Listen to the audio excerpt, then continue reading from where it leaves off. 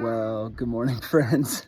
Today I'm recording with Ellery outside. It's way nicer than I think the last video we recorded. That thunderstorm was coming through, and it wasn't just thunderstorm, it was a tornado.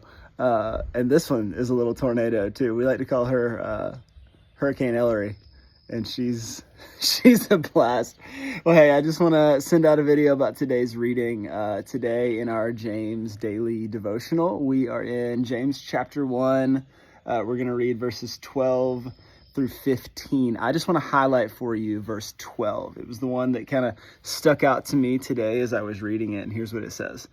Blessed is the one who perseveres under trial, because having stood the test, that person will receive the crown of life that the Lord has promised to those who love him. At the beginning of James chapter 1, James talks about how everybody is going to face a trial.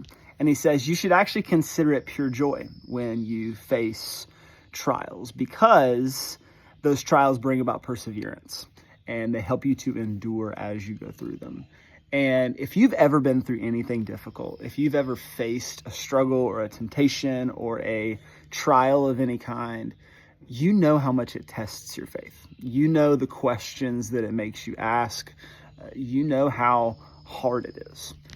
And yet, what James wants to remind you is that when you face those struggles, when you face those temptations, when you face those testings, coming out on the other side of them, you come out a different kind of person. And he says that the Lord will give a crown of life to those who have stood firm, who have stood the test. And remember, it's not God testing you. It is often the world that we live in. It's the way that things are around us. It's the enemy wanting to throw things at you to throw you off balance, to throw you away from the Lord. But when you stand firm, you will see the goodness of God in the everyday parts of your life. And God says that when you've stood the test and you've stayed faithful, he will give you the crown of life. So today you can face whatever you face in the power of the Holy Spirit, in the love of God, through the person of Jesus. And I hope you see him today. I hope you feel his love for you. And I look forward to seeing you tonight at class. I'll see you at 6:30 tonight, guys. Later. I love you.